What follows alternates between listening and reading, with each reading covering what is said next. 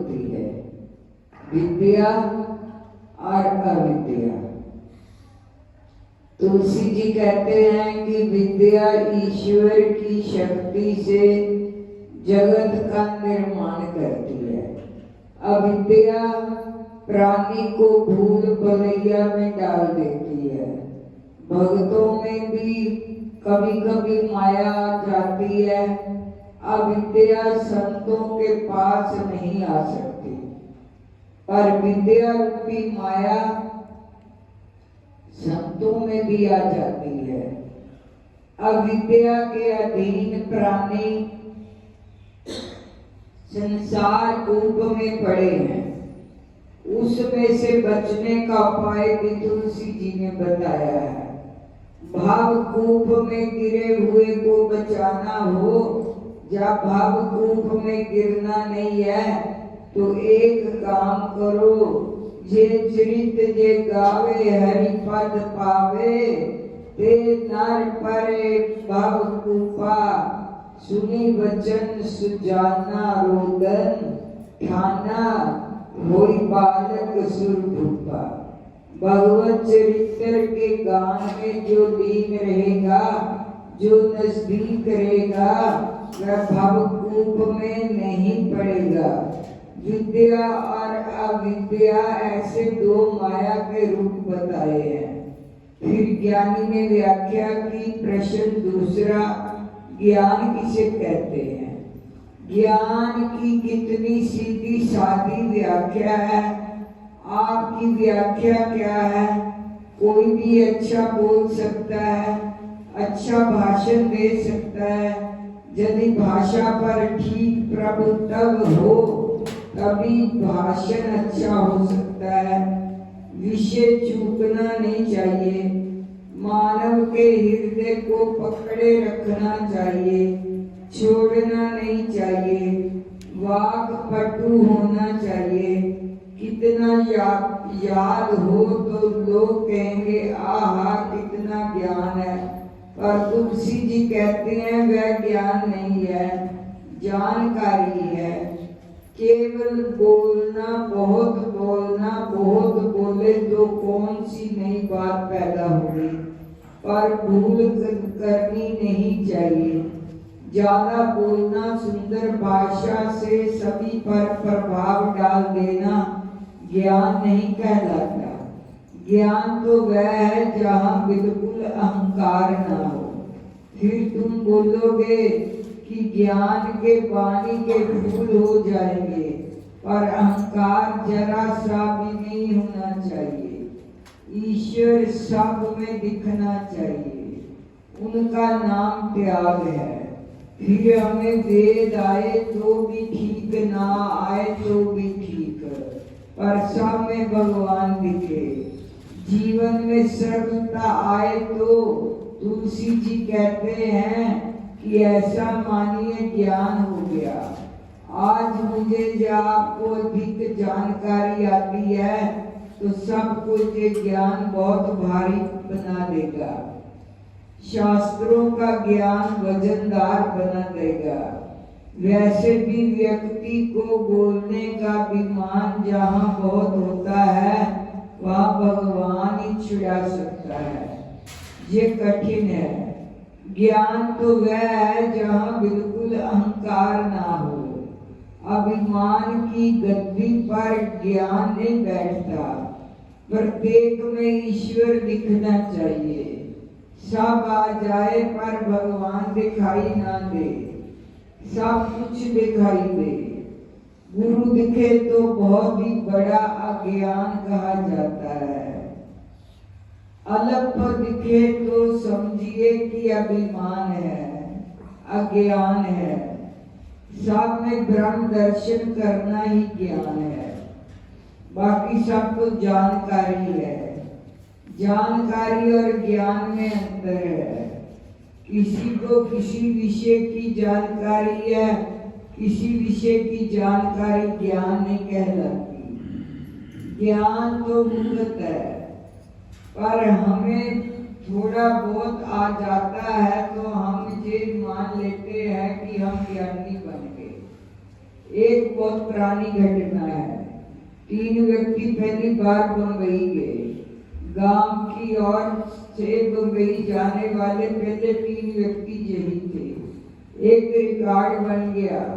गांव में से पहले कोई बम्बई नहीं गया था।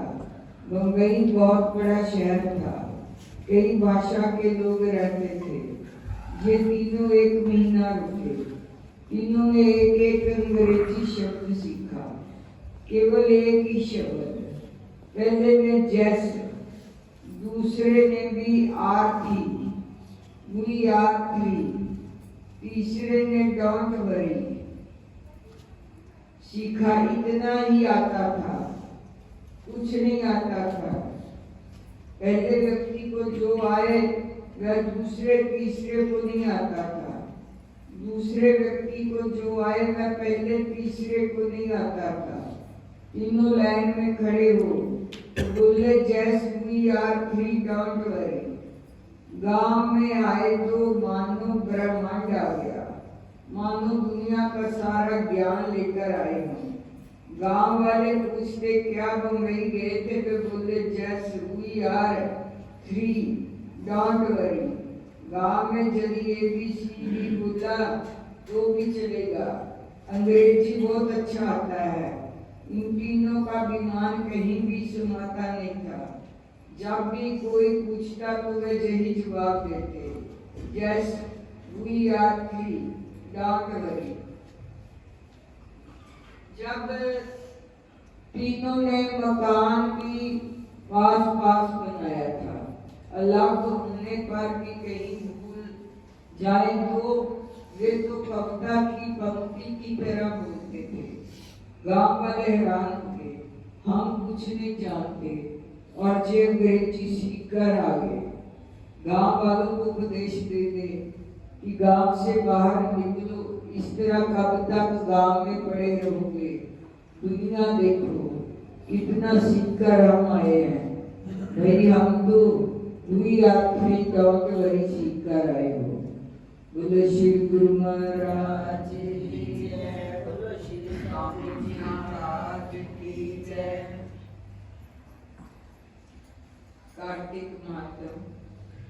राजा पृथु ने कहा, हे नारद जी, आप कृपा करके मुझको ये बतलाइए कि वृंदा को मोहित करके विष्णु जी ने क्या किया, फिर कहाँ कहाँ गए। जब देवता स्तुति करके मौन हो गए तो भगवान शंकर जी ने परेशान होकर देवताओं से कहा, हे ब्रह्मा आदि देवताओं, जलंधर तो मेरा ही अंश था, मैंने उसे तुम्हारे लिए नहीं मारा, ये मेरी संसारिक लीला थी। फिर भी आप लोग सत्य कहिए, इससे आप सुखी हो या नहीं। तब ब्रह्मा आदि देवताओं ने नेत्र हर्ष से खुल गए। उन्होंने शिव जी को प्रणाम करके विष्णु जी का सब वृत्तांत कह सुनाया, जो उन्होंने बड़े प्रयत्न से वृंदा को मोहित किया था, तथा वह अग्नि में प्रवेश करके परम गति को प्राप्त हुई। देवताओं ने ये भी कहा कि तभी से वृंदा की सुंदरता पर मोहित हुए। विष्णु जी उनके चिता की राख लपेटे हुए इधर उधर घूमते हैं, अतः आप उन्हें समझाएं, क्योंकि ये प्राकृतिक चराचर आपके अधीन है। देवताओं से ये सब सुनकर शंकर जी ने उन्हें अपनी दुस्तर माया समझाई। कहा, ये सारा जगत उसी के अधीन है। उसी से मोहित विष्णु भी काम के वश हुए, परंतु महादेवी उमा त्रिदेवी की जननी सबसे परे वह मूल प्रकृति परम मनोहर और वही गिरजा जी कहलाती है। विष्णु जी का मोह दूर करने के लिए आप सब उनकी शरण में जाइए। यदि वह प्रसन्न हो जाएगी तो आपका सब काम हो जाएगा। शंकर जी की आज्ञा से सब देवता मूल प्रकृति को प्रसन्न करने चले। उनके पास बहुत कुछ पहुंचकर उनकी बड़ी स्तुति की। तब आकाशवाणी हुई, हे देवताओं, मैं तीन प्रकार से तीनों गुणों से पृथक होकर स्थित होती हूँ। सात गुण से गौरी, रजोगुण से ज्योति हूँ, तथा आप लोग मेरी रक्षा से यदि सादर उन देवियों के पास जाओ तो वह तुम्हारे मनोरथों को पूरा कर देगी। ये सुनकर देवताओं के नेत्र खुल गए। वह भगवती का आदर करते हुए गौरी, लक्ष्मी और सरस्वती को प्रणाम करने लगे। सब देवताओं की भक्ति पूर्वक प्रार्थना से वह सब देवियां प्रकट हो गई। सभी देवताओं ने खुश होकर निवेदन किया। सब देवियों ने कुछ बीज देकर कहा, इन्हें ले जाकर दो, तुम्हारे सब काम सिद्ध हो जाएंगे। ब्रह्मा आदि देवता उन बीजों को लेकर विष्णु जी के पास गए। वृंदा की चिता को भूमि में डाल दिया, जिसे धात्री, मालती एवं तुलसी प्रकट हुई। विष्णु जी ने ज्यों ही उन स्त्री रूप वाली वनस्पतियों को देखा तो वे उठ बैठे। काम असक्त चित्त से मोहित हो उनसे याचना करने लगे। धात्री व तुलसी ने उनसे प्रीति की तो विष्णु सारा दुख भूलकर देवताओं से नमस्कृत हो अपने लोक को चले गए। वह पूर्वतः सुखी हो शंकर जी का स्मरण करने लगे। ये आख्यान शिव जी की भक्ति देने वाला है। बोल साचे दरबार